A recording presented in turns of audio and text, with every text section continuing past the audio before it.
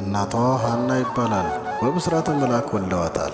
የብጻት ልጅ ናትና 3 ዓመት ሲሆናት ይህች ልጅ አንድ ነገር ብትሆን ከእግዚአብሔርም ከልጃችንም ሳንሆን እንዳንቀር ሆዷ ዘመድ ሳይወድ አፏ እህል ሳይለምድ ወስደን እንስጥ ብለው መባ ጨምረ ወደ ቤተ መቅደስ ይዘዋት ሄዱ።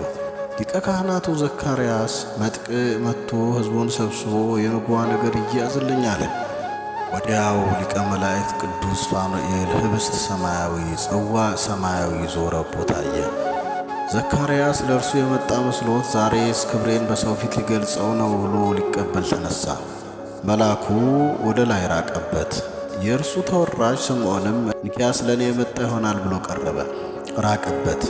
ካህናቱም ሕዝቡም በተራ ቢቀርቡ ራቀባቸው።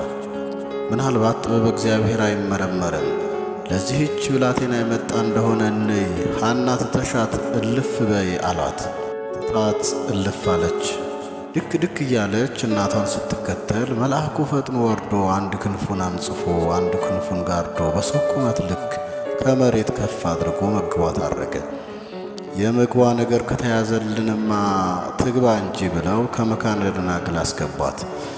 ከመዝ ነበርኪ ውስተ ቤተ መቅደስ ወመላእክት ያመጹ ወትረ ሲሳየኪ ከመዝ ነበርኪ 12 ዓመተ እንዘ ትትናዘዚ እምኀበ መላእክት ይላል። ህብስት ሰማያዊ ጽዋ ሰማያዊ እየተመገበች መላእክት እየጎበኟት 12 ዓመት በቤተ መቅደስ ኖራለች። ድንግል ስትገባ ወደ አምላኳ ቤት ገና ልጅ ነበረች። የ3 ዓመት አባት ዘካርያስ ሊቀ ካህናት ምን ልመግባት ነው እያለ ሲያትት ሕዝቡም ተሰብስበው ሲመክሩ በአንድነት መልአኩ ፋኑኤል ሊቀ መላእክት ሰማያዊ ህብስት ይዞ መጣላት፣ ሰማያዊ ጽዋም አቀረበላት።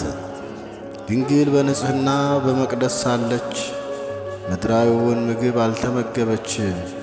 ደግሞም የጎበኟት ወደ መቅደስ ገብተው ራዙት አይደለም መላእክት ናቸው።